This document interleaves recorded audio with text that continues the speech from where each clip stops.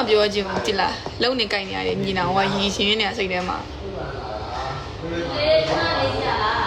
တယောက်တည်းပဲနေတာကောင်းပါတယ်မကျူးတဲ့ပြောပြောပဲနေပါလေအတန်းရှင်းရှာအောင်ကျူကရင်ကဟုတ်တယ်ကို့နေထိုင်နေအတန်းရှင်းရှာလို့ပြောရတယ်TikTokဆော့လာတာမနေ့တနေ့မှလည်းမဟုတ်ဘူးဘိုး2020ရဲ့ TikTok ကဆော့နေတာအဲ့ဒီက follower အခု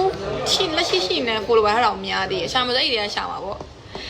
တီဆောက်လာတဲ့9နှစ်ကျော်6နှစ်တာတက်တန်းကိုဘာမဟုတ်တဲ့အရာတစ်ခုနဲ့တော့နာမည်ပြတ်ခံပြီးတော့ပွဲတော့မရှာတော့ဘူး easy ပဲနေလိုက်မကျူမနီကအမျက်မှန်ရင်ပေးသွားတာကျေးဇူးပါနော်ဟုတ်တယ်အဲ့ဒါမှန်တယ်ဒီ comment ကိုငါဖြည့်ခြင်းနဲ့တိလားခဏလေးကြည့်လိုက်အောင်ပါ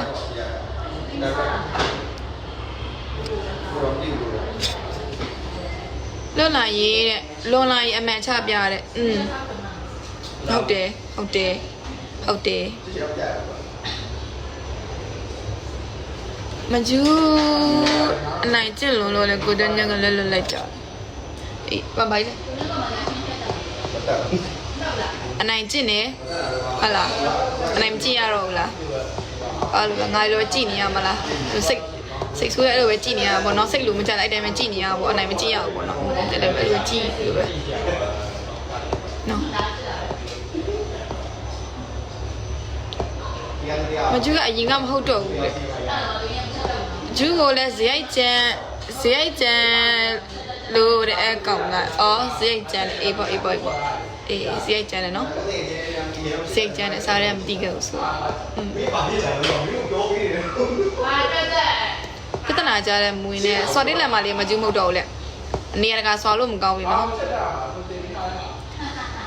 မခံဘူးလို့လွန်လိုက်လည်းမခံဘူးကြည့်နေမှအဲ့တိုင်းပဲကိုလည်းဘာမှပြောနေကျူကစကားလာပြောတာဆိုမှပဲမျက်လုံးလေးကဝိုင်းနေရပဲတဲ့မသိပါဘူးချို့တွေကပြူးရလို့ပြောတယ်ခွဲမရှာနဲ့ကောင်လေးပဲရှာတယ်ကောင်လေးကရှာစရာကိုမလိုတာပြမယ်နော်ဒါကြွားရတာမဟုတ်ဘူးကောင်လေးတွေကရှာစရာကိုမလိုတာကိုယူမလားကိုယူမလားမောင်ယူမလားရွယ်တူယူမလားလာပြောတဲ့သူတွေမှာတပုံကြီးခတ်တာကိုကသူတို့လာပြောတဲ့စကားကိုကသူတို့ပြန်မပြောချင်တာသိရမလားဝင်ကြည့်လိုက်တဲ့အကောက်ထဲကိုလုံးဝ special အလန်းစရာလေးတွေနော်စီးပွားရှင်ယူမလားပညာရေးရှင်ကိုကြည့်မလားတယောက်ကြည့်လိုက်လို့ရုပ်ရည်ကလည်းအတင်းလေးနော်ကိုယ်စကားလာပြောတဲ့သူတွေကတော့လက်ရှိမှာလာပြောရတော့900လောက်ရှိတယ်ပေါ့အဲ့လည်းပဲကြည့်ဟုတ်ကိုအဲ့လောက်ထိဟိုလိုပြောမှာငါပြောလိုက်ရင်လည်းသိရမလားအဲ့လိုမျိုးပေါ့ခက်တာကွာလူတယောက်လည်းမျိုးလွယ်လွယ်နဲ့မချစ်တတ်တာအဲ့တခုရမ်းခက်တယ်လွယ်လွယ်နဲ့မချစ်တတ်ဘူးသဘောကျတာနဲ့ချစ်တာနဲ့ကလည်းမတူဘူးသဘောကျပြီးတော့မှချစ်တယ်ဆိုရဲ့အရာလာတာအဲကြောင့်မလို့ကိုယ့်ရင်ထဲမှာတခြားတယောက်ရှိနေရဆိုလို့ရှိရင်အဲ့ဒီလူကိုစိတ်နဲ့တော့မပြစ်မအောင်ပြိုးကြီးဖြစ်နေအောင်မယ်ပြိုးကြီးဖြစ်တော့ပိုကောင်းတာပေါ့ဟုတ်တယ်မလားအပူမရှိတော့ဘူးလေနော်ဘဝမှာတယောက်တည်းနေသွားတော့လည်းဘာမှဖြစ်ဘူးတယောက်တည်းရှိနေလို့လည်းဘာမှဖြစ်ဘူးဖြစ်စစ်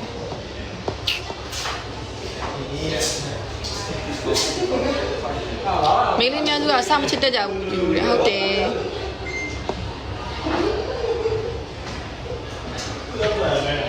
သူတို့ကသိရမလားအစလာရတော့သိရမလားဒီပုံစံလေးကိုပဲချစ်ပါတယ်ဒီပုံစံလေးကိုပဲမျက်နှိုးပါတယ်အခု comment ထဲမှာရေးသလိုပေါ့ဒီပုံစံလေးကိုပဲချစ်ပါတယ်ဒီပုံစံလေးကိုမျက်နှိုးပါတယ်ဒီပုံစံလေးဘာမှဖြစ်ပါဘူးအဆင်ပြေလက်ခံနဲ့ချိန်ကြလာနဲ့ဒီလိုဖြစ်တတ်ပါလူလေးသိမလား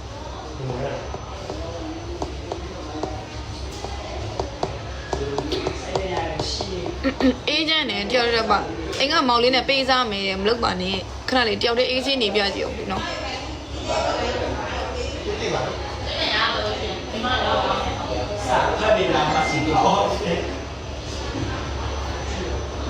တကူတော့ပြောမကျူရမ်းလာတယ်ကျေးဇူးညနေကအမေကဖုန်းဆက်လာတယ်ဘာပြောလဲဆိုတော့ငါသမီးတဲ့သွားတယ်စပိန်ဝိုင်းအောင်သွားဆိုးတယ်လီစာနဲ့သူကလောက်လာဒုက္ခပဲအမေတယောက်ပါအိမ်ကျူးလို့အိမ်မှာကွာ3ယောက်နေတယ်3ယောက်တယောက်တစ်ခန်းမလားတယောက်တစ်ခန်းစီခန်းထဲမှာငုံနေစိတ်ညစ်တယ်ဗာလဲသူစိတ်တက်လေးကိုတဲ့ သူစတဲ့ကိုတိပြီးမို့ပါလေမရစမမှန်ဘူးဟုတ်တယ်မကျူရက်လာတယ်တဲ့အချိန်ကြာလာတော့လေဒီပုံစံလေးဆိုအဆင်မပြေဘူးဟုတ်တယ်ပြစ်တာကောင်းတယ်ဂျူးနှစ်ရွက်လေးကချစ်စရာလေးတဲ့ထောင်းနေရလား ဒီနေ့အကုန်ပြတ်တဲ့နှစ်တဲ့ ဒါနှစ်ရွက်ထောင်းတဲ့သူပြညံကောင်းတယ်လို့ပြောကြတာပဲကိုလည်းကြမှာဘာလို့ညံထိုင်းသွားရလဲမသိဘူး 喂，来宾。买了。都video ပဲတက်လာအခုကဘာမှမတက်ဘူးမှာ ဘိုင်းလေ ဟုတ်ဒီတော့လည်းဘာဟုတ်ပါဘာကိုရုံနဲ့ကိုရုံတော့ဟာဒီပါဆယ်လာပါလား ငငယ်တော့ကတော့အဲ့လိုမျိုးသူးစိတ်တက်လေးကိုသိမလို့ဟုတ်ပါငငယ်တော့ကတော့အဲ့လိုမျိုးနှာခေါင်းကငငယ်တော့အလားမဟုတ်ဘူးသိလားငငယ်တော့ဆိုလို့ရှိရင်နှာခေါင်းကအဲ့လိုမျိုးကားနေတာကြီးလာမှသူ့နှာခေါင်းကအဲ့လိုမျိုးခြုံသွားတာနှာခမ်းကတော့ငငယ်လေးတွေကဒီပုံစံပဲမျက်လုံးကတော့ငငယ်လေးတွေကဒီပုံစံပဲနှာခေါင်းနှာခမ်းမျက်လုံးနဲ့ဒီပုံစံပဲငငယ်လေးတွေကအောင်ပြောင်းလို့တော်တဲ့နေပါလေအေဂျင့်နေတယ်ဟုတ်ကဲ့ပါ ပြောနေတယ် ကိုအစင်ပြေကိုအေဂျင့်ဖို့အတွက်ကတော့ဘယ်သူမှမလိုပါဘူးအဓိကကိုပဲလိုတာကိုပဲလိုတာဘယ်သူမှမလိုနေဘူးအကျဉ်းညနာလေးအားလုံးပြီးဆိုရင်တောင်းနေခေါင်းရတယ်လို့ခံစားရတယ်တစ်ချက်စကားပြောလို့အဲ့လိုမျိုးအရင်အားရပါရဖြစ်သွားဆိုမျိုးလုံးကြီးကပြူးလာတယ်အဲ့ဒါတခုရန်စိတ်ညစ်ဖို့ကောင်းတယ်မျက်နှာမပြင်ထားဘူးလို့သူ့ကသူ original သေးနေတာလို့ဘယ်လိုလုပ်ရမလဲသူ original သေးနေတာလို့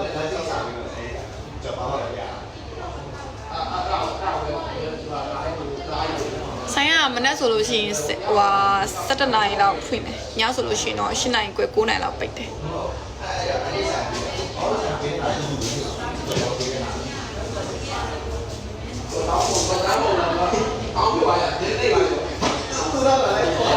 အခုချိန်မှလည်းကျူပြမှာကျူဘာပွဲမှမဖြစ်ချင်ဘူးလားဘာရမ်းမှလည်းမဖြစ်ချင်ဘူးဘာလို့လဲဆိုတော့ကိုလည်းပဲနောက်ကြလို့ရှိရင်ကိုစီကိုဝင်လာမဲ့သူမရှိဘူးလို့မပြောနိုင်ဘူးကိုစီကိုဝင်လာခဲ့တဲ့သူလည်းမျက်နှာမငယ်စီခြင်းသိရမလားနောက်တစ်ချိန်ကြလို့ရှိရင်ကိုလည်းပဲတယောက်တည်းနေသွားရမယ်ဆိုတော့ပုံစံမျိုးရှိမနေဘူးကိုသူ့ကနေကိုလက်တွဲပေါ်လာမှာဂျူးမှလည်းပဲနောက်ဆိုလို့ရှိရင်ဂျူးလည်းပဲအဲ့လိုမျိုးကိုကောင်လေးတော့ရမှာပဲရီစားချစ်သူကောင်လေးတော့ရလာတဲ့နေ့ကြလို့ရှိရင်ကိုကောင်လေးကိုမျက်နှာငယ်စီမဲ့ပုံစံမျိုးဂျူးမလုပ်အဲ့ကြောင့်မို့ဘာပြဿနာမှဂျူးမရှိဘူးဘာမှမပြောဘူးဘာမှလည်းမလုပ်ဘူးဘာလို့ဆိုအဓိကတော့ကိုမန်နဲ့ထင်ဘာမှမလုပ်ဘူးဘာမှမပြောဘူးကိုမန်နေပါတယ်ဆိုတဲ့အကြောင်းလည်းသူများကလိုက်ရှင်းပြနေတဲ့အကြောင်းလည်းမရှိဘူးဟုတ်တယ်မလားမဟုတ်တယ်မလားဟုတ်တယ်မလားသိရမလား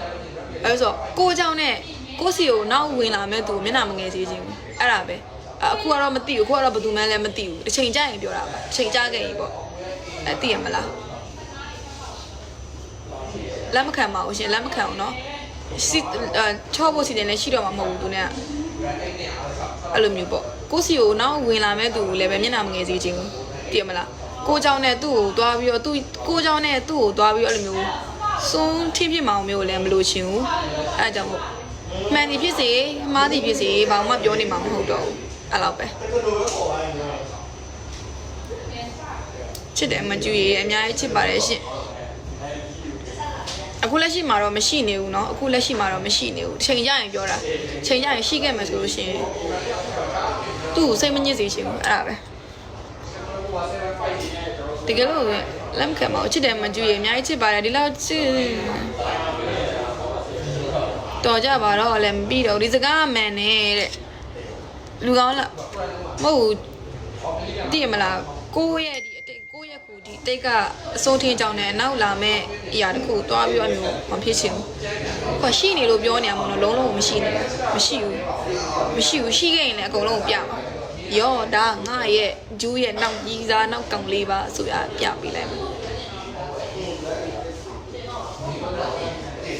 ချစ်စရာလေးနဲ့မျက်နှာတေးသေးလေးနဲ့ကကလေးနဲ့နေရကကလေးနဲ့ဒီအဟိုင်းဝဲလမ်းမှာရွေးကိုဘာတာကိုအေးဆေးနေလိုက်ပါမရဲ့တဲ့အမကျူကညီမပြစ်နေဘာတူတယ်ဟုတ်လားစိတ်သက်လေးကိုချစ်လို့တဲ့ကျူးလွန်သူတွေကနည်းနည်းများကြရကနေကြရတယ်ဟုတ်တယောက်တည်းနေပါလေချစ်ဖို့ကတယောက်တည်းနေပါမှာပါတယောက်တည်းနေပါပါချစ်တယ်ကျူအများကြီးချစ်ပါတယ်ရှင်အဲ့လေအစင်မပြေတော့လို့ဗာလက်ဒီဆောင်ငါဖတ်ကြည့်မခဏဒါဘာတူလဲယောက်ျားလေးလားမယောက်ျားလေးမှန်တာနော်အစင်ပြေတော့လမ်းခွဲတာကိုတဲ့ဘာလို့တဲ့အဲ့ကိုထိခိုက်နေရလဲဆိုတော့ထိခိုက်နာချင်အောင်ကိုယ့်ဘက်ကနေပြီးတော့ဘာတခုမှအစမလုပ်ခဲ့ဘူးတီးလားအ မပါဇက်ကနေပြီးတော့ဘာတခုမှလည်းမပြောခဲ့ဘူးအာ thank you ကျေးဇူးပါဘာမှလည်းမလုပ်ခဲ့ဘူးဖြစ်ပါသေးဆိုရဲစိတ်နဲ့လည်းမရှိခဲ့ဘူးတကယ်ဖြစ်သွားတော့လည်းပဲမူးတာပဲပွားပေးလိုက်တယ်ဘာမှလည်းမတုတ်ပြန်ခဲ့ဘူးဘာမှလည်းမလုပ်ခဲ့ဘူးတိုင်းလေးပဲနေခဲ့တယ်တွေ့ရမြင်နေမလားအေးအဲ့ဒါပဲနော်ငါသာထိခိုက်စေခြင်းနဲ့စိတ်ရှိလို့ရှိရင်လားညတို့ကတော့ဒီရောက်နေငါမနေနေအာနာလို့ပေါ့ဗီဒီယိုလားမလီပြန်မပိတ်တော့ဘူးဒါဆိုင်ကမမချောချောလေးပေါ့နော်သူတို့တွေပဲရှိရကျမတို့ကိုပြောအောင်ထားပေးရင်ဒါတရုပ်မှာပါသူကတရုပ်ပေါ့နော်ဂျူးကတဝဲမှာပါဆိုင်မှာချောချောလေးတွေပဲနော်သူကတရုပ်ဆိုင်မှာတရုပ်တယောက်ရှိရဆိုင်မှာရှမ်းတယောက်ရှမ်းနှစ်ယောက်ပို့အိုတယောက်တယောက်ရှိရရှမ်းနှစ်ဖူးလံပြပါတဲ့လေကွင်းလောက်ရှိတယ်ဒီမှာရှမ်းတရုပ်မကျူချောစုံနဲ့ခီးထွက်မယ်လို့တလာပိုင်းကျရင်ဆိုင်ပိတ်တယ်စစ်သားလေးကိုလည်းချစ်ဖို့ကောင်းနေကျေးဇူးပါမိုက်မကျူကပိုချောတယ်ကျေးဇူးတင်ပါတယ်ရှင်ကျူတဲ့မင်္ဂလာပါပြောင်းထားကြမလို့ပါနော်မကျူကပြောင်းထားကြမလို့ဆိုင်မတွေလို့ရှိရင်ပျော်နေရတယ်နေရည်နေတယ်ဒါပေမဲ့အခန်းရောက်ရင်တော့ပြောက်တယ်ကြည့်ကွယ်ခန်းရောက်ကြတဲ့ကြောင်ပြောင်းနေခန်းထဲမှာလေဟိုကိုသွားရမလားဒီကိုသွားရမလားဆိုပြီးလေမကြတော့ကျမအရသမားဖြစ်တော့မသိလားအိမ်မှာလာတော့ဗာလေမူးရင်မေ့ရဆိုတောက်လိုက်ပါဆိုမှမူးတော့ပို့ပြီးမူးတော့ပို့ပြီးတော့မူးရတာခက်သေးအဲ့ဒါမတောက်တော့ဘူးအိမ်မှာလည်းတောက်တယ်ဟွာဘာမှလည်းတော့တောက်တယ်ရောမရှိချင်းပြောရတာပွင့်လင်းမယ်နော်အခုကလတ်သွားတယ်ကွာကလတ်သွားပြီးတငယ်ချင်းနဲ့တော့တောက်တယ်ကလတ်မှလည်းတောက်တယ်တောက်ပြီးမူးပြီးငိုတယ်အခန်းမှာတကယ်လို့အဲ့ဘာမှတောက်လို့ငိုတယ်ဆိုလို့ရှိရင်ဘာမှမတောက်တော့ဘူးအခန်းပြန်လာတယ်အိမ်မှာလည်းပြန်တောက်တယ်အိမ်မှာလည်းတစ်ခါငိုတယ်ဘယ်လိုလုပ်မလဲဆိုလို့ရှိရင်အဲ့ကြောင့်မတောက်တော့ဘူးဖျားရှိကိုညီမလေးတယ်ဖျားရှိကိုပဲလို့ပြောမှရမယ်အဲ့ကြောင့်ကြာတော့ယူအရသမားဖြစ်တော့မယ်လို့ပြောတာမူးရင်မမေ့ဘူးညီမလေးရဲ့မူးဟုတ်တယ်လို့စီနီယာနဲ့ဖြစ်လဲဟာကွာအမမလေးစီကူလာတယ်တကယ်ဘာလဲတောက်ချင်လို့ဘာသွားတယ်ဘာမှတောက်တယ်နော်မနေ့ပြပြတာကလပ်သွားရနော်ကလပ်မတောက်တယ်ကလပ်မတောက်တော့ကလပ်ထဲမှာငွေရအဆင်မပြေဘူးလေနော်ဘေးနာကသူကဝိုင်းနေကြည့်နေဆိုအဲ့ဒါပြန်လာတယ်နောက်နေ့ကလပ်မသွားတော့ဘူးကလပ်မတော့မတောက်တော့ပဲနဲ့အခန်းမှာလည်းပြန်တောက်တယ်အခန်းမှာတောက်တယ်မူးတယ်ပိုဆိုးတယ်အခန်းမှာကြတော့အဲ့လိုအဲ့ကြောင့်မတောက်တော့ဘူးခဲပါမတောက်တော့ဘူးအမေစကားပြောချင်တယ်ချစ်လို့တဲ့ဒါသူကတော့ပုပ္ပင်လေးလေးပဲတောက်ရင်တောက်တယ်သွားရင်သွားတယ်ပဲမသွားရင်မသွားဘူးပဲအဲ့ဒါပဲပြီးလို့ရှိရင်အဲ့လိုမျိုးကိုကတော့သွားပြီးတော့တောက်ပြီးတော့ငိုနေတဲ့အချိန်လောက်ပြီးဆိုလို့ရှိရင်နိုင်ငံခြားသားတွေကလာပြီးခွက်လာတိုက်ရတယ်မတိုက်ချင်ပါဘူးဆိုမှပဲအဲ့လိုမျိုးတွေလည်းရှိသေးတယ်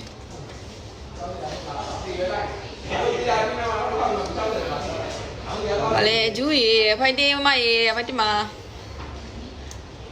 မကျူစကားပြောရင်ပွင့်လင်းတယ်ဂျူးကပွင့်လင်းပဲဂျူးသွားရင်သွားတယ်မသွားရင်မသွားဘူးဂျူးတောက်ရင်တောက်တယ်မတောက်ရင်မတောက်ဘူးလှုပ်ရင်လှုပ်တယ်မလှုပ်ရင်မလှုပ်ဘူးအဲ့ဒါပဲ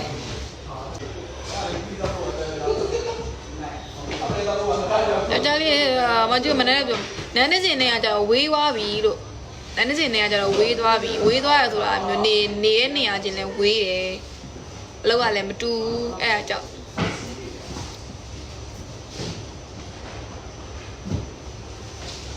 နောက်တစ်ခါနေကြလို့ဆယ်လိုမျိုးကိုကလည်းအရန်စိတ်ညစ်လာပြီးတောက်ချင်တယ်ဆိုလို့ရှိရင်သူစားကိုတော့ခေါ်တယ်သူစားနဲ့နှစ်ယောက်တည်းတော့တောက်တဲ့ခါလည်းရှိတယ်လို့ပါသွားလीသူစားကိုခေါ်ရတယ်နှစ်ကောင်နဲ့တော့တောက်တယ်တကယ်လို့သူစားမအားတဲ့ခါကျလို့ရှိရင်တော့ဒီအခန်းအိမ်ကဘယ်လိုနဲ့မီကီလိုနဲ့တော့တောက်တယ်မီကီလိုဘယ်လိုမအားလို့ရှိရင်ဟိုမှာပတိုနဲ့အောက်ကသားဆိုတဲ့တယောက်ရှိရင်သူ့ကိုခေါ်ပြီးတော့တောက်တယ်အဲ့လိုမျိုးအဲ့ဆိုတရားနဲ့တော့လို့စင်မပြေဘူးလေရင်တော့ကဆိုင်ရင်အများကြီးကြီးကျက်သွားသလိုပဲချစ်တယ်1 minute တော့1 minute ပါလို့ရှိရင်လို့ကျွန်မစစ်ပါအရင်တော့ကလို့လဲစာအများကြီးနဲ့ရေးဟုတ်တယ်ချစ်တယ်နော်လဲရဲ1 minute တော့လည်းမနေပါဘူးရှင်1 minute ပါလို့ရှင်အခုရောတောက်ထားလားမတောက်ထားဘူးလို့မတောက်တော့ဘူးကအခုကနေမကောင်းတဲ့နေရောမတောက်တော့အဲ့လိုအရက်ကအရင်အဲ့လိုတောက်အဲ့လိုအဲ့ဒီအရက်ကဟုတ်လားတောက်ပါများလို့ရှင်သိရမလားမကောင်းဘူးလေသူအရင်တောက်လို့ရှင်အရက်နာကြရလေအဲ့တစ်ခါတောက်ပြီးလားအမိုးတောက်ပလိုက်တာအမိုးတောက်မူးပြဲခမ်းပြန်လာလူကလေ အဲ့လိုလဲနေခိုင်းတော့အဲ့လိုမျိုးလဲပြီးတော့နေနေတာ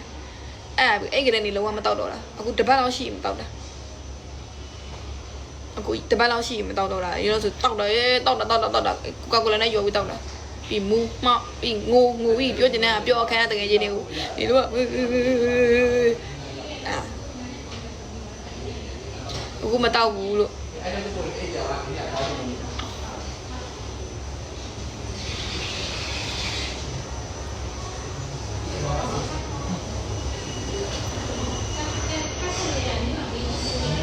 ဗါလေအများကြီးတဲ့သူတော်ကောင်းဗါလေအရင်ကြီးသူတော်ကောင်းမဆန်နဲ့လေတဲ့ညီမလေးတဲ့လာ